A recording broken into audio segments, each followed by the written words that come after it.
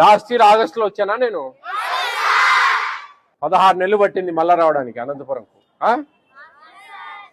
16 నెలలు పట్టిందంటే ఇంకా మేము రాష్ట్రం అంతా ఎన్ని దగ్గర తిరిగింటామో కదా. బాగుంది అంతా?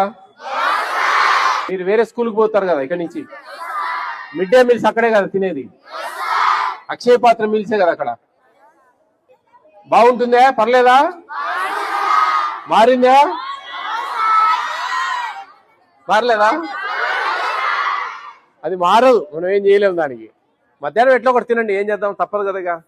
మనకి ఎందుకంటే ఇస్కాన్ టెంపుల్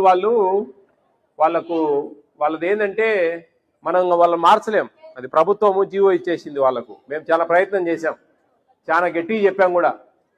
ఇంకా మనం ఎట్లా ఒకటి మేనేజ్ చేసుకొని ఈ జీవితాన్ని ఇట్లా సాగదీయాల్సిందే. పొద్దున సాయంత్రం సంతోషంగా ఉంది కదా ఇక్కడ. 3 times చికెన్ వస్తుందా? డైలీ ఎగ్గిస్తున్నారా? అందరు సంతోషంగా ఉన్నారు. మీరు వేరే వేరే ఆలోచనలు పెట్టుకోవద్దండి.